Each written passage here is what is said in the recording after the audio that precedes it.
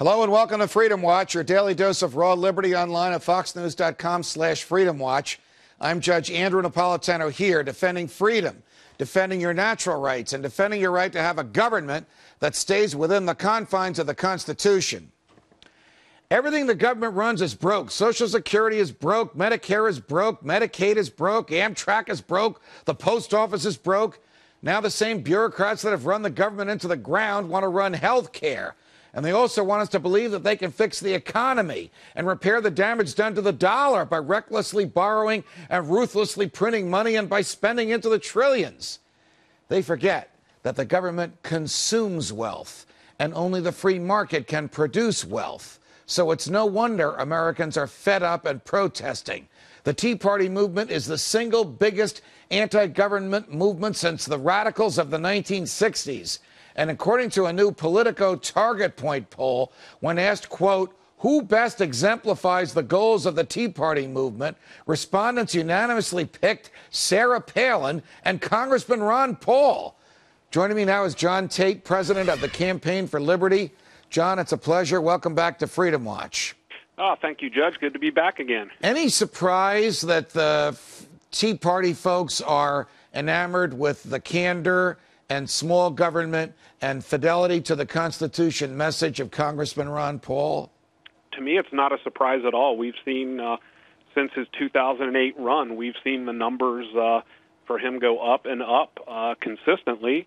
Part of that because a lot of what he was saying in 2008 that the so-called experts laughed at has come true. And people are scared. As this poll shows, people are scared about the direction of the country. And they're fed up with both parties. The other poll that I found even more fascinating than this one was a Rasmussen poll last week, which pitted Congressman Paul against the president in a hypothetical one-on-one matchup for popular support. This is not electoral votes, and I realize it's only April of 2010. But that was President Barack Obama 42, Congressman Ron Paul 41. Did that startle you as well? Okay, Judge, on that one, I am going to have to say I was a little startled by that. But I think, again, that tells you just how bad things are in this country and just how upset people truly are. Again, someone who was sort of scoffed at and laughed at by the, most of the media and most of the Republican hierarchy in 2008 is now, 1 point away from President Obama. Wow, what a change. We also have, of course, the poll at CPAC, the Conservative Political Action Conference, which Congressman Paul won, I think, 33% to 21 or 22.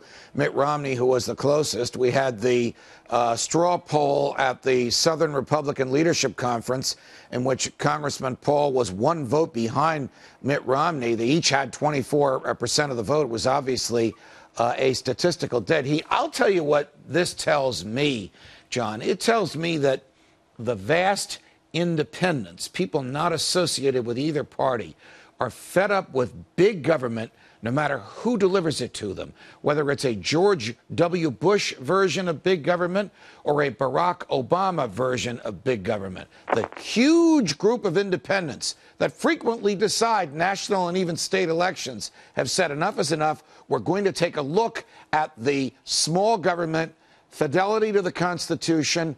The natural rights are supreme. The Constitution has to be followed. The free market is indispensable to our prosperity, message of Congressman Paul. Absolutely. I think looking at this Politico report again, I think something that really stood out to me is, 3 out of 4 of the attendees they polled said they were scared about the direction of the country and wanted to send a message to both political parties. And then the other thing, they didn't really state this clearly, but 85% agree on one thing, and that is the government is too big and does too much.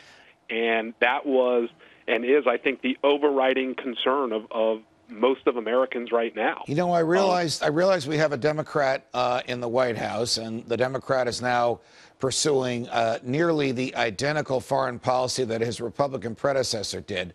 But Congressman Dana Rohrabacher, a conservative from Southern California who was once a speechwriter for Ronald Reagan before he was a member of Congress, recently stated that in his view, between 85 and 90% of Republicans in the House believe that the war in Iraq was wrong and is unlawful.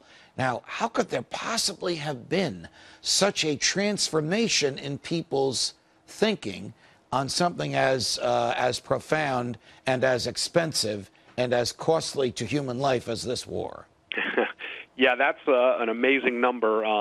You know, I guess we could all wish they had felt that way back when George Bush was in office.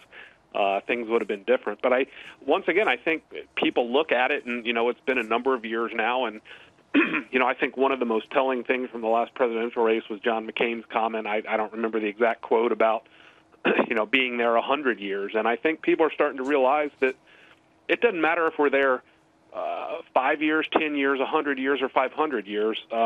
When we leave, it's going to go back to the way it's always been. And it's, you know, what are we doing there? Well, why isn't there more of an uproar about what we're doing there? Why isn't there more of an uproar about the CIA sending drones, which are dispatched by someone in the comfort and security of a laptop in Langley, Virginia, to kill people, many of them innocents, in Pakistan? Why aren't people upset about the director of national intelligence who said, yes, the president has the authority to have the CIA assassinate Americans in foreign countries? Why isn't there more angst and anxiety about the things that President Obama is doing that are nearly identical, in the case of assassinating Americans, or even steps beyond what President Bush was doing?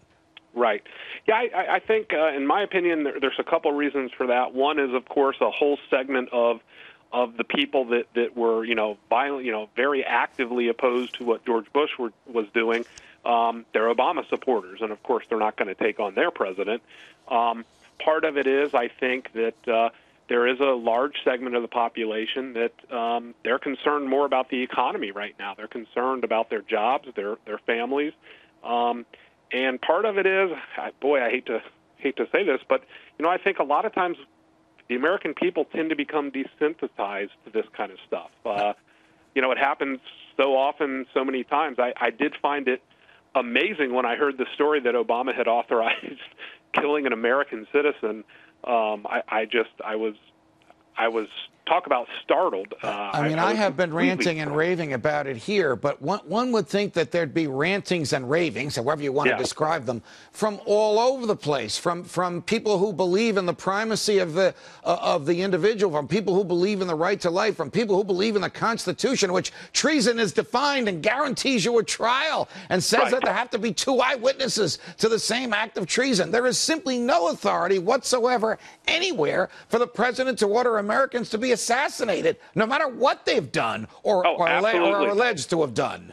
Yeah, absolutely. You're exactly right. And why there's not, you know, again, why there's not more outcry, I don't know. I know that, you know, there's a certain segment that are upset about it, and I think that number is growing, and hopefully will continue to grow, because it's a, boy, we're in scary times, very scary times. I want to ask you one last question back to the Tea Parties. I hear Republicans saying to me, don't vote for, don't talk about, don't support the Tea Party candidate because the worst Republican is better than the best Democrat.